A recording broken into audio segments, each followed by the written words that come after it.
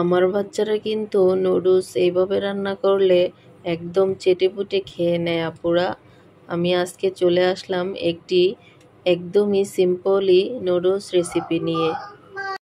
আসসালামু আলাইকুম, welcome back to my channel blog by Kazi Hira. আমি তোমাদের হীরা আপু চলে আসলাম আজকে নুডলস রেসিপি নিয়ে। তো আমি যেভাবে বাচ্চাদের একদমই ঝটপট সকালবেলা টিফিনে নুডলস দিয়ে থাকি সেটাই আজকে তোমাদের সাথে শেয়ার করব। এই যে দেখো, আমি একটি কড়াই বসিয়ে দিয়েছি। এখন কিন্তু সন্ধ্যাবেলা, তো আজকে যেহেতু সন্ধ্যা বাচ্চারা নুডলস খেতে চাইছে, ভাবলাম যে এই নুডলস রেসিপিটা আমার আপুদের সাথেও একটু শেয়ার করে নিই। তো এই যে দেখো, আমি সরিষার তেলে কিন্তু পেঁয়াজটা ভেজে নিচ্ছি। ভেজে তারপর আমি ডিমটা দিয়ে দেব। ডিমটা একটু নেড়েচেড়ে তারপর আমি দেখো কি করি বন্ধুরা, এই নুডলসটা এতটাই খেতে মজা হয় এবং পুষ্টিও কিন্তু বজায় থাকে। তো আমি কিন্তু এটা একদমই সিদ্ধ করে পানিটা ফেলে দিব না, এভাবেই রান্না করব। তোমাদের কাছে ভালো লাগবে, আমার বাচ্চাদের কাছে ভালো লাগে, সেজন্য আজকে আমি তোমাদের সাথে এই রেসিপিটা শেয়ার করতে আসলাম।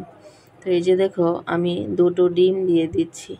দুটো ডিম দিয়ে আমি একটু স্ক্রাবের মতো করে নেব।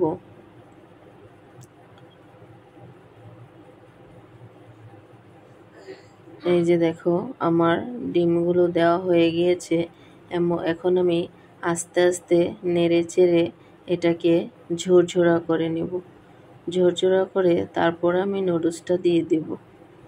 এভাবে নুডলস করে খেয়ে দেখবা, খেতে খুবই মজা লাগে এবং বাচ্চাদের পুষ্টিগুণও বজায় থাকে। যেহেতু বাচ্চারা নুডলসটা খুবই পছন্দ করে, তাই আমি চেষ্টা করি একদমই সিম্পলভাবে ওদেরকে রান্নাটা করে দিতে। অনেকে আছে দেখা যায় নুডলসটা সিদ্ধ করে বা ভাপ দিয়ে পানিটা ফেলে দেয়, এতে কিন্তু পুষ্টিগুণটা চলে যায় পানিতেই। এজন্য আমি পানি দিয়ে আর আলাদাভাবে সিদ্ধ করি না। এই যে দেখো, আমি নুডলসটা দিয়ে দিয়েছি। দুটো ডিমে আমি দুটো প্যাকেট নুডলস দিয়েছি। এটা হলো স্কয়ার কোম্পানির চপস্টিক নুডলস। এই নুডলসটা আমার বাচ্চারা খুবই পছন্দ করে এবং ওরা দেখা যাচ্ছে এটা কাঁচাই খেয়ে নেয়, এতটাই মজা লাগে। আমার বাচ্চারা খুবই পছন্দ করে, তার জন্য ম্যাগিটা রেখে এই চপস্টিক নুডলসটা আনে। ম্যাগিও আনে, চপস্টিকটাও আনে। দুটো নুডলসই খেতে খুবই মজা লাগে। মাঝে মাঝে আমিও একটু ট্রাই করে দেখি যে আসলে কেমন লাগে খেতে। তো দেখলাম যে না, খুবই মজা হয় এই নুডলসটা খেতে। তো যেসব মশলাগুলো আমি প্যাকেটে যেগুলো ছিল সেগুলো আমি মশলাগুলো দিয়ে দিলাম। এখন সামান্য কিছু পানি আমি এখানে দিয়ে দেব আর হালকা একটু লবণ দেব।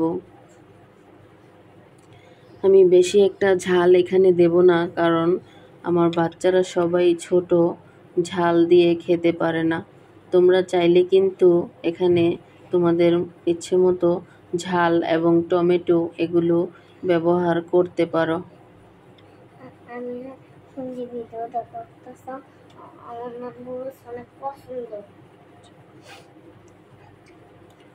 তো এই যে দেখো বন্ধুরা, আমি কিন্তু এতটাই পানি দেইনি, হালকাভাবে কিছুটা পানি দিয়ে দিয়েছি। এই পানিটা জাস্ট বলক আসা পর্যন্ত অপেক্ষা করব। সামান্য একটু লবণ দিয়ে দিলাম আর একটুখানি দিলাম মরিচের গুঁড়ো, কারণ এই মশলাটা আসলেই, তো এই নুডলসের মশলাটা কিন্তু একদমই ঝাল থাকে না, যেহেতু বাচ্চারা খায় তার জন্য এটা এভাবেই বানানো হয়। তার জন্য আমি একটুখানি মরিচের গুঁড়ো দিলাম, যেন সামান্য একটু ঝাল লাগে। কারণ আমার দুটো মেয়ে একটু বড় হয়েছে মাশাল্লাহ দিলে, তো ওরা আবার বলে যে মা একটু ঝাল দিও, না হলে খেতে ভালো লাগে না। তো এই যে দেখো, এই যে কাঁচামরিচ কিন্তু আমি একদমই শেষে দিলাম, যেহেতু বাসায় স্যার আছে, স্যারকেও একটু দিতে হবে টিফিন, তার জন্য মানে সন্ধ্যার নাস্তাটা, তার জন্য আমি একদমই নুডলসটা হয়ে গিয়েছে এখন আমি কাঁচামরিচটা এড করলাম, কারণ ঝালটা যেন নুডলসের মধ্যে না যায়। তো এই যে দেখো আমার নুডলসটা কিন্তু অলমোস্ট ডান হয়ে গিয়েছে। তো শেষ পর্যন্ত যারা যারা আমার ভিডিওটি দেখেছো তাদেরকে জানাই অসংখ্য ধন্যবাদ এবং ভালোবাসা। তো আমার আজকের নুডলসটা কেমন হয়েছে বন্ধুরা, তোমাদের কাছে কেমন লাগলো? যদি ভালো লেগে থাকে লাইক এবং কমেন্টস করে দিবা এবং ফ্যামিলি ফ্রেন্ডসদের সাথে শেয়ার করে দিবা। তো এই যে দেখো আপুরা, আমি কিছু ধনিয়া পাতা দিয়ে দিলাম যেন আর একটু সুন্দর হয় দেখতে এবং খেতেও মজা হয়। আমি বাচ্চাদের জন্য করলে এত কিছু দেইও না পুরা, আজকে যেহেতু সন্ধ্যায় টিচার আছে বাসায় তাকেও দিব, এই জন্য এভাবে রান্না করলাম। তো এবার আমি তোমাদেরকে সার্ভ করে দেখিয়ে দিচ্ছি, সাথেই থাকো বন্ধুরা। ভিডিওটি ভালো লাগলে চ্যানেলটি সাবস্ক্রাইব করে পাশে থাকা বেল আইকনটি অন করে দিও, যেন পরবর্তীতে নতুন কোনো ভিডিও দিলে তোমাদের কাছে নোটিফিকেশনটা চলে যায়। তো এই যে দেখো আমার নুডলসটা দেখতে কতটা ইয়ামি হয়েছে, মজা হয়েছে, খেতেও তেমন। তো আজকের মতো এখানেই বিদায় নিলাম। আসসালামু আলাইকুম, আল্লাহ হাফেজ বন্ধুরা, ভালো থেকো সবাই, শুভকামনা।